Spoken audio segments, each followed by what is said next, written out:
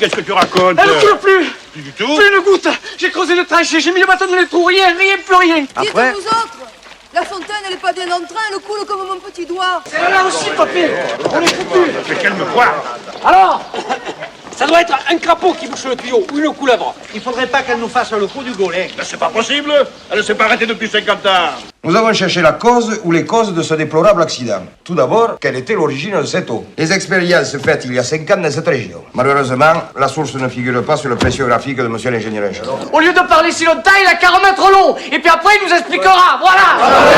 Première hypothèse, la sécheresse. Il est possible qu'une légère baisse du niveau souterrain soit la cause de tous vos ennuis. En effet, comme la résurgence est cernée par des chaînes parallèles de Dolomies, en fait de la série jurassique, elle doit certainement les franchir par un système de siphons. Exactement.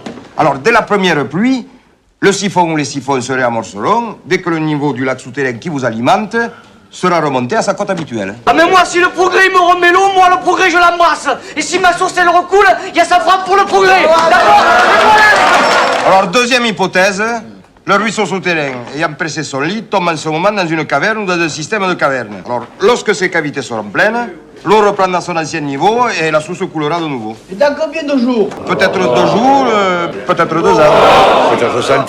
Eh ben, c'est pas exclu. Alors, troisième hypothèse. Mais on s'en fout des hypothèses. Il n'y a plus de pain. Alors en attendant, qu'est-ce que vous pouvez faire pour nous? Eh bien, pour vos besoins domestiques, l'administration fera venir tous les jours un camion-citerne avec 5000 litres d'eau. Camion-citerne? Eh oui, mais ça devrait suffire à couvrir tous vos besoins les plus urgents.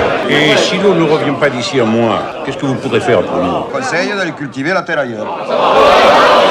Le conseil municipal ne peut pas accepter ça. Mais l'autorité des conseils municipaux sur les phénomènes souterrains peuvent être mesurée par un chiffre voisin de 0. Alors, troisième hypothèse, arrangez-vous avec le camion-citerne. Le camion viendra après-demain dimanche. Mesdames, messieurs, moi je vous salue.